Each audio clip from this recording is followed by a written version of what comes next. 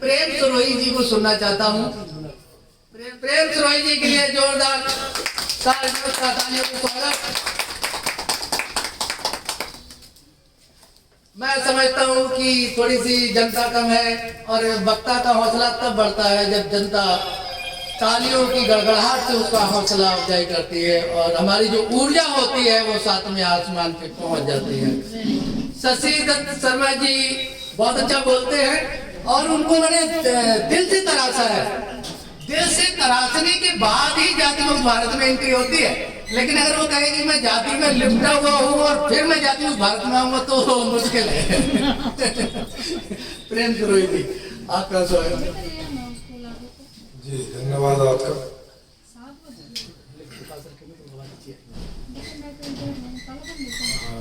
मेरा नाम प्रेमजीत सरोही, मैं यूनिवर्सल लाइफ मैनेजमेंट एक ट्रस्ट है जिसके माध्यम से मैं कुछ ऐसा करने का प्रयास कर रहा हूँ जिसमें ये सारी समस्याएं सब समाप्त हो जाएं, जिसमें जाति भी एक समस्या है।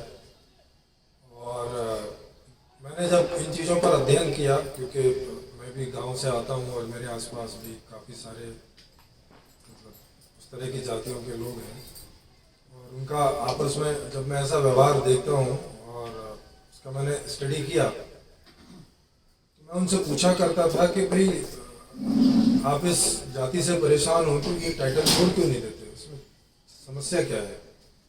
तो कानून भी आप छोड़ सकते हो, जातियां बदल सकते हो, धर्म बदल सकते हो, छोड़ सकते हो, कुछ भी कर सकते हो, तो इसमें समस्या क्या, छोड़ते क्यों नहीं। तो उनका एक ही जवाब रहता था, कहते थे कि इस माध्यम से जो लाभ मिलते हैं सरकार से या कहीं से भी तो उनसे फिर वंचित हो जाएंगे। तो बात तो ठीक है, अब वो इस कारण से इन चीज़ों को छोड़ नहीं रहे। तो इस पर बाद में मैंने जाके काफ़ी विचार विमर्श किया और मुझे जो समझ में आया वो मैं यहाँ रखने का प्रयास करता हूँ। आप लोगों को भी समझ में आया तो बताइएगा। मुझे समझ में आया कि आदमी अपने जीवन में उन चीज़ों को बनाए रखता है जिन चीज़ों की वो इम्पोर्टेंस देखता है अपने लिए, जिसका उसे लगता है कि मेरे लिए इसका कोई महत्व है अथवा निकट भविष्य में हो सकता है, उसको वो बना के रख लेता है ना। हम भी साल में एक आध बार घर में जो ऐसा सामान होता है ना जो इस्तेमाल नहीं होता तो उसको हर साल एक बार जब साफ सफाई करते हैं तो उसमें उसको देखते हैं कि किसको रख लें और किसको कबाड़ी को दे दें या किसी और को दे दें या बेच दें। तो वहाँ पर भी यही दृष्टि रहती है कि जो लगता है कि कुछ उपयोगी हो सकता है उसको रख लेते हैं और बाकी को दे देते हैं। तो इसमें भी मुझे यही समझ में आया कि जब तक जाति की इम्पोर्टेंस बनी रहेगी जिनके भी जीवन में, वो उसको नहीं छोड़ेंगे उसी के लिए। तो या तो कोई ऐसा तरीका हम बनाएं कि ताकि उन्हें जो इस जाति से मिलता है वो बिना जाति के मिल जाए। ऐसा कोई तरीका हो कि जो उन्हें जाति के माध्यम से मिलता है वो सीधे मिल जाए उन्हें, तो तब फिर वो उस जाति को साथ लेके नहीं चलेगा खुद ही, और उस वजह से जो होता है वो होना बंद हो जाएगा। तो उसी के लिए मैंने एक इस प्रकार की व्यवस्था लिखी है जिसमें बिना किसी जाति के ही हर व्यक्ति जैसे जीना चाहता है वो वैसे जी सकेगा। इवन अपने घर में भी वो किसी पर निर्भर नहीं रहेगा, अपने माता पिता पर या पति पत्नी पर या पति पत्नी पर। कोई घरों में पति भी निर्भर है पतियों पर, पत्नियों पर, तो और बूढ़े माता पिता अपने बच्चों पर आर्थिक रूप से। तो ये जो गांठ है आर्थिक रूप की, क्योंकि अल्टीमेटली कोई भी जो लाभ होता है वो तो आर्थिक ही होता है ना। उसको आप कन्वर्ट करेंगे तो वो आर्थिक लाभ पर ही जाकर रुकता है। चाहे हमारे रिश्तों में हम कोई लाभ देखते हो आपस में, और चाहे पड़ोसी के साथ देखते हो, और चाहे गांव के और चाहे दुनिया के किसी के भी साथ देखते हो, वो अल्टीमेटली कोई चीज़ों का लेन देन ही होता है आपस में रिश्तों में। तो अब वो अगर सीधे हो जाए, डायरेक्टली हो जाए, उस किन्हीं दो के बीच में कोई तीसरा ना रह पाए, इस प्रकार की एक व्यवस्था मैंने लिखी है जिसका नाम है संपूर्ण समाधान। उसमें अर्थशास्त्र मैंने इस तरह का दिया है कि उसमें आर्थिक रूप से कोई भी किसी के ऊपर निर्भर नहीं रहेगा। कोई भी जो आज का पैदा बच्चा है वो भी अपने माँ बाप पे निर्भर नहीं होगा। बचपन से माने जन्म से लेकर ही और पूरे जीवन वो सीधा सिस्टम से संबंधित रहेगा और उसे जो चाहिए वो वहां से मिलता रहेगा सीधे। इस प्रकार की व्यवस्था है। तो वहां ना बेरोजगारी का कोई झंझट है, माने जितनी भी समस्याएं आप सोचते हो अपने जीवन में और आपने भोगी होंगी या आगे कभी भोग सकते हो, वो समस्याएं वहां पैदा ही नहीं होंगी। उस तरह का सिस्टम है।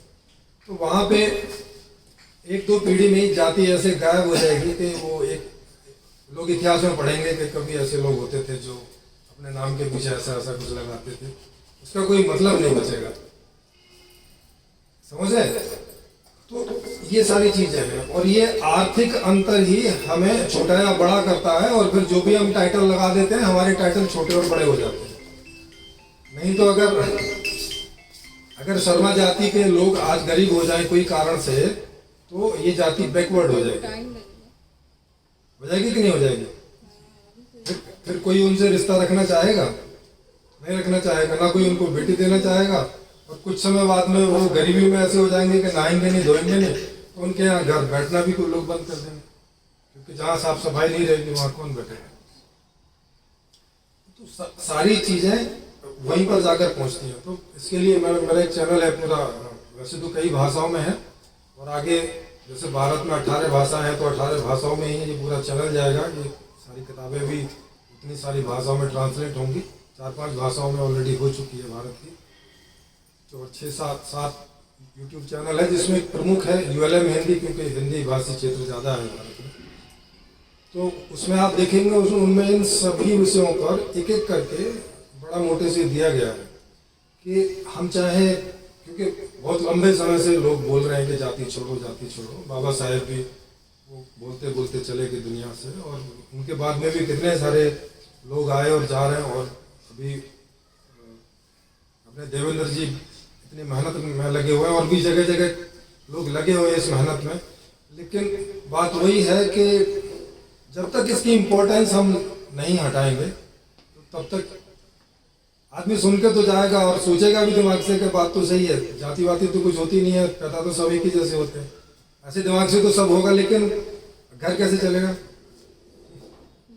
नहीं है ना? तो वहां जाके वो सरेंडर कर देता है। वो बोलता है नहीं वो जॉब लेने चला जाता है अपने SC ST के कोटे की, चला जाता है कि नहीं? जो SC SC के नहीं भी हैं वो भी बनवा के चले जाते हैं। तो फेक भी बन और तो छोड़ो, मतलब जो नहीं भी है वो भी टाइटल को उसका भले ही ओपन नहीं होता, मतलब लोग नहीं जानते उसको, अगर आप वहां जाके देखेंगे तो तो SC ST कोटे से इसने जॉब ली हुई है। तो आप समझ सकते हो इस बात को। तो इस प्रकार की व्यवस्था ही हो जहां पे इन चीजों के सहारे हमारा जीवन ना रखा है।